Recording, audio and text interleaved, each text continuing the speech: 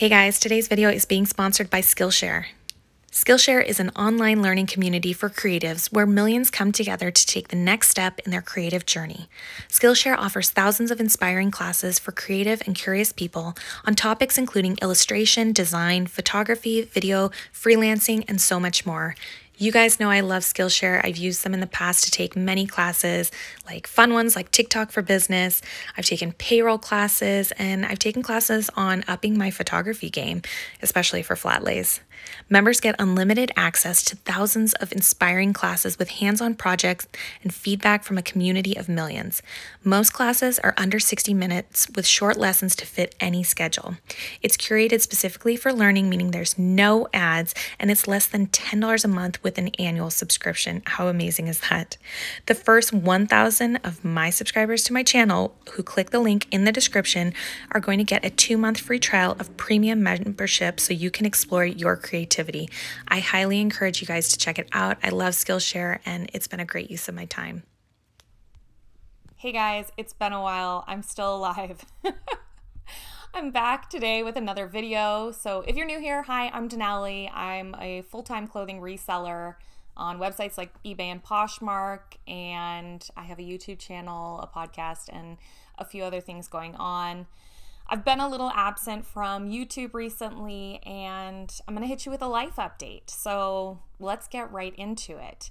So things have been going great. That's the good news. I mean, as good as they can be during a global pandemic, but business has been good for me. I've been really busy ever since I pivoted, for lack of a better word, my business to selling liquidation, clothing liquidation, and it's kept me really busy. I'm getting lots of pallets of clothing. A pallet comes with hundreds of different pieces, so I have no shortage of inventory to work with during this time.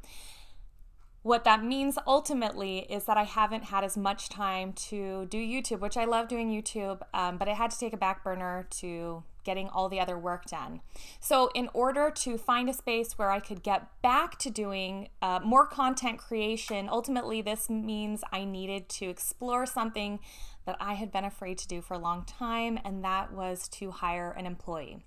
So let's talk about what that looked like for me.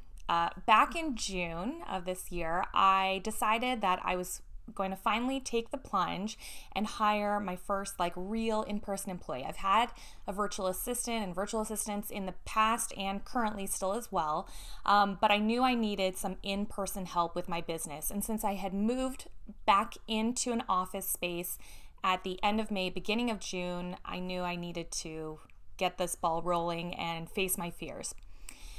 I think my initial fear with hiring an employee was that, I'm a control freak. When you've been running a small business on your own for so long, you know how you like things done. You want them done a specific way, and you're almost certain that nobody can replicate the work that you're doing, which is probably true to an extent, but nobody really should be able to do everything 100% just like you're doing. You don't really want somebody who's just like you. I wouldn't want to work with another Denali. Okay, so I decided, I made a decision that I was going to hire somebody. I placed a job ad online, and actually the first person who applied is the person I ended up hiring. So I called her in for an interview, and we talked for probably a half hour maybe, and I really liked her, and we decided to have her start, I think maybe the next day, which was exciting and extremely scary because the truth is I wasn't completely prepared to have somebody come into my business. In my mind, I imagined I would have a desk set up and I would have, piles of clothing ready for them to process. I had none of that. And I don't even think I had a desk for her till 5 days into her first week. It's okay. We got it all figured out. And that's the point. That's why I wanted to force myself to go and hire somebody, because it would ultimately force me to do those other things that I was maybe slacking on. So I hired her. We started training and things are going great. She was a perfect fit. She was an extremely hard worker, detail oriented. She loved to work in the morning. She would be in there before I was. I would come in and there would be work already completed. I mean, what is better than that? I mean, I literally found the first, I found a perfect employee on the first round. This just doesn't happen, right? Unfortunately, about 3 weeks into her employment, she let me know that she was going to be moving. And it was not a move that was going to be like 15, 30, 45 minutes further away. It was going to be a move that was going to put her hours away. She was still going to live in state, but it wouldn't have been a feasible commute by any means. Nothing I would ever want to do. So I was sad. However, she did tell me that she was able to give me about another 3 to 4 weeks at the time of when she was giving me her notice. So that's actually a good amount of time for her to let me know. And so I was fine with that. And I come from a human resources background, and the human resources part of me would have advised somebody in my position to begin looking for somebody else to hire and replace this person. However, for me at this time during a global pandemic, I was not sure, nor was I comfortable about bringing somebody else back in. Now, I had already kind of taken the plunge once with somebody and it worked out great, and we wore masks while we worked. It's not fun to wear a mask while you work, if I'm just being completely transparent. It's not the worst thing in the world, but my office doesn't have air conditioning, and during the summer it is really hot. And so that was like a little bit of a deterrence for me thinking to hire again. Basically, I just thought, why don't I wait until 2021 when things are a little bit better? And so that was my thought process. So I put the HR side of me on the back burner, and I said, you know what? I'm not going to focus on hiring somebody right now. What I want to focus on right now is maximizing her time that I have left with her, and how much work can we get done. So for that next 3 or 4 weeks, we worked. When she had first started with me, I had quite a bit of liquidation coming in that was, kind of backlogged, and she helped me move through it really quickly. So I continued to order more liquidation during that time to really just make sure we were building a nice backlog essentially for me that would last me through August, which, she was leaving at the end of July. So it was going to help float me for a few weeks. So her time to leave came and went, and the week or two before she left, I'd mentioned to her a couple of times, like, hey, if you have any friends who are looking for jobs, let me know, right? Even though I thought to myself, I'm not going to hire anybody right now. Maybe we'll just, we'll keep it on the back burner. So she told me, maybe I do, maybe I don't. Let me think about it and I'll get back to you. So about a week or two after she had left, after her last day, she sent me a message and said, hey, I've got somebody.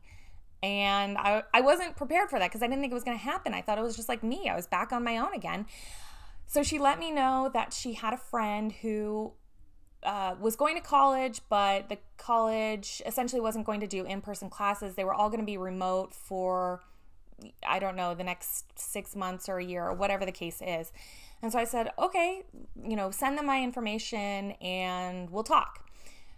So that person reached out to me. We set up a day to interview, but I also told the person, hey, if, you come in and we interview and we get along, because I trusted my former employee so much. If you come in and we get along, let's start working that day. I've got work for you if you want to start working. And so the person came in, and I very much liked her, and I hopefully think she likes me. And so she started. And so I have an employee again. So the story kind of comes full circle. I hired somebody, they quit, and then I hired another person.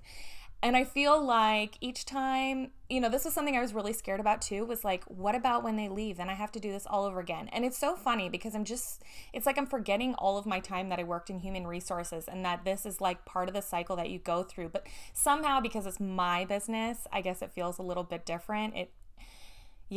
But it feels a little bit easier now having brought somebody else in. Like, we can do this. We can train somebody else again. They can learn this job and be helpful and of service to me. So the next person has started. Not sure if she watches my content or any of my stuff, or if my former employee does, but hi, you guys are awesome. But I'm really happy with the work that she's doing, and it's now, again, hopefully freeing me up to do other parts of my business that I haven't been able to focus on as much. For instance, this YouTube video that I'm filming right now. So that's my life update, guys. That's what has been going on. I mean, that's been, kind of the biggest change, I would say, that's happened since my last check-in. Otherwise, things are just kind of chugging along. I'm still doing liquidation. It's a heavy part of my business, like I said. I'm not out there thrifting right now, but I'm not saying that that's not a part of my business anymore. Just during the time that we're living in right now, I'm not completely comfortable going back out to thrift stores. I have, and it's not to say I won't again soon at some point. I'm just not in a space in this moment right now where I want to. I do have some family members with compromised immune systems, and so I'm just not ready to do it. But hopefully that all makes sense to you.